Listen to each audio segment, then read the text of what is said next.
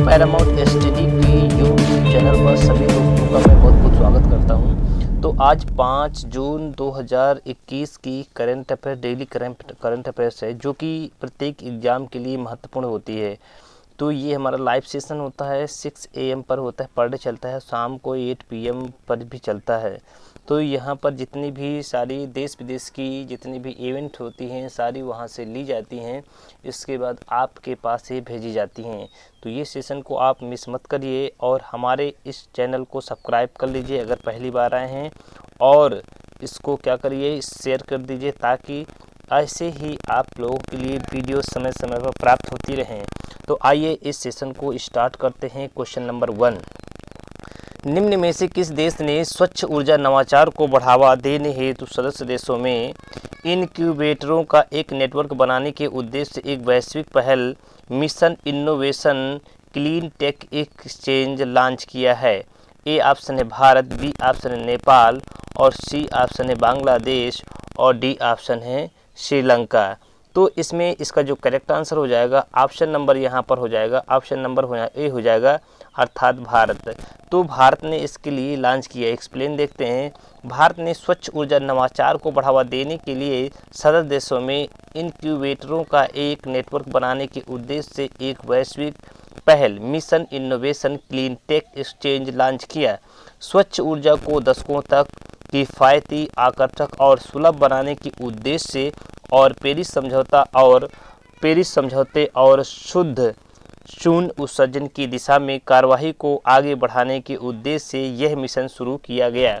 Next question देखते हैं।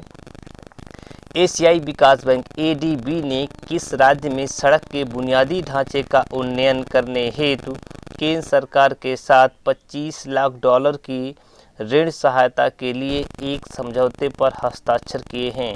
A option है बिहार, बी ऑप्शन है सिक्किम, सी ऑप्शन है झारखंड, और डी ऑप्शन है पंजाब। तो अगर हम बात करें इसका करेक्ट आंसर हो जाएगा ऑप्शन नंबर यहाँ पर बी हो जाएगा, सिक्किम राज्य। चलिए एक्सप्लेन देखते हैं। एशियाई विकास बैंक ADB ने पूर्वोत्तर राज्य सिक्किम में सड़क के बुनियादी ढांचे का उन्नयन करने के लिए केंद्र सरकार के साथ $25 लाख यानी लगभग 18.30 करोड़ रुपए की ऋण सहायता के लिए एक समझौते पर हस्ताक्षर किए हैं। ADB ने कहा है कि यह समझौता पूर्वोत्तर राज्य के महत्वपूर्ण कस्बों, ग्रामीण क्षेत्रों और तीर्थ एवं पर्यटन स्थलों से संपर्क को बेहतर बनाने में मदद करेगा। नेक्स्ट क्वेश्चन देखते हैं। असम साहित्य सभा के किस पूर्व अध्यक्ष और प्रख्यात साहित्यकार का 89 वर्ष की उम्र में निधन हो गया? ए ऑप्शन है राहुल सचदेवा, बी ऑप्शन है अनिल बोरा, सी ऑप्शन है लक्ष्मी नंदन बोरा, और डी ऑप्शन है मोहन अग्रवाल। तो इसका जो करेक्ट आंसर हो जाएगा ऑप्शन नंबर सी हो जाएगा, अर्थात लक्ष्मी नंदन बोरा। तो देखते हैं, एक्सप्लेन देखते हैं। असम के जाने माने साहित्यकार लक्ष्मी नंदन बोरा का 3 जून 2 को निधन हो गया। उन्होंने 60 से अधिक किताबें लिखी, जिसमें से अधिकांश उपन्यास और कहानियों के संकलन हैं। उनका पहला उपन्यास, यहाँ इंपॉर्टेंट हो जाएगा, पहला उपन्यास गंगा सिलोनीर पाखी का 11 भाषाओं में अनुवाद हुआ है तथा 1976 में इस पर फिल्म भी बनी है। साहित्य अकादमी पुरस्कार विजेता बोरा असम साहित्य सभा के अध्यक्ष भी रह चुके हैं। उन्होंने सरस्वती सम्मान और असम वैली लिटरेरी अवार्ड से भी सम्मानित किया गया है। नेक्स्ट क्वेश्चन देखते हैं। फोर्ब्स की तरफ से जारी ताज़ा रैंकिंग में सर्वाधिक कमाई करने वाले 100 खिलाड़ियों की सूची में किस एकमात्र भारतीय खिलाड़ी को 197 करोड़ रुपए कमाई के साथ 59वां नंबर स्थान प्राप्त हुआ है? ए ऑप्शन है रोहित शर्मा, बी ऑप्शन है शिखर धवन, सी ऑप्शन है ऋषभ पंत, और डी ऑप्शन है विराट कोहली। अगर हम बात करें कप्तान Virat Kohli, option number D यहाँ पर सही हो जाएगा। तो विराट कोहली ने ये सफलता हासिल की है। एक्सप्लेन देखते हैं। भारतीय कप्तान विराट कोहली लगातार 5वें साल फोर्ब्स की सर्वाधिक कमाई करने वाले शीर्ष 100 खिलाड़ियों में शामिल एकमात्र क्रिकेटर हैं। पिछले साल 66वें स्थान पर रहने वाले कोहली इस बार 7 पायदान की छलांग लगाकर 59वें स्थान पर पहुंच गए हैं। उनकी कमाई में करीब 32 करोड़ रुपए का इजाफा हुआ है। कोहली 2019 में 189 करोड़ की कमाई के साथ 100वें स्थान पर हुए थे। ठीक है। मिक्स्ड मार्शल आर्ट्स के दिग्गज खिलाड़ी कॉनर मैकग्रेगर करीब 1517 करोड़ रुपए यानी 208 मिलियन की कमाई के साथ दुनिया के सर्वाधिक कमाई करने वाले खिलाड़ी हैं। तो आपने देख लिया, तो इन खिलाड़ियों का जो स्थान है 66वें स्थान पर इनको रखा गया है, तो ये आप जरूर याद रखिएगा। चलिए अगला क्वेश्चन देखते हैं। न्यूजीलैंड के किस बल्लेबाज ने लॉर्ड्स में अपने पदार्पण टेस्ट मैच में सर्वाधिक स्कोर बनाने का पूर्व भारतीय कप्तान सौरव गांगुली का 25 साल पुराना रिकॉर्ड तोड़ दिया है? ए है कोरी एंडरस, और बी है डेवोन कॉनवे, सी है फिन एनन, और डी है टॉम लैथम। देखिए अगर हम बात करें इसमें, इसका जो करेक्ट आंसर हो जाएगा ऑप्शन नंबर यहाँ पर बी सही हो जाएगा, डेवोन कॉनवे हो जाएगा। एक्सप्लेन देखते हैं। न्यूजीलैंड के बल्लेबाज डेवोन कॉनवे ने लॉर्ड्स में अपने पदार्पण टेस्ट में सर्वाधिक स्कोर बनाने का पूर्व भारतीय कप्तान सौरव गांगुली का 25 साल पुराना उन्होंने रिकॉर्ड को तोड़ा है। और इसके बाद गांगुली की तरह बाएं हाथ के बल्लेबाज कॉनवे इंग्लैंड खिलाड़ी के पहले टेस्ट क्रिकेट मैच में शुरुआती के दिन 136 रन पर खेल रहे थे। उन्होंने गांगुली के 131 रन के रिकॉर्ड को पीछे छोड़ दिया।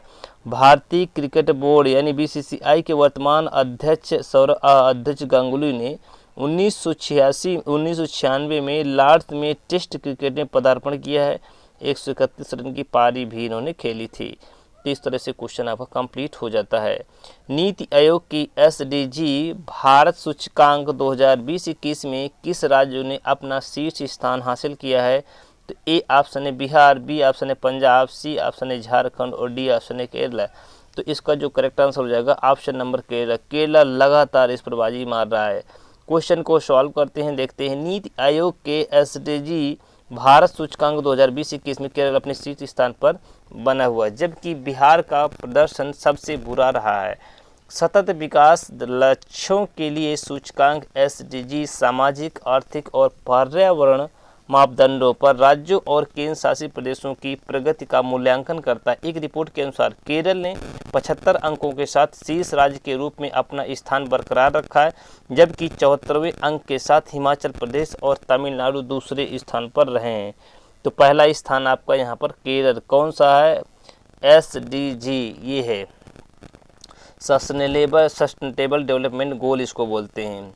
चलिए अगला क्वेश्चन देखते हैं। किस देश के पूर्व प्रधानमंत्री अनिरुद्ध जगन्नाथ का 91 साल की उम्र में 3 जून 2021 को निधन हो गया है? इंपॉर्टेंट क्वेश्चन है।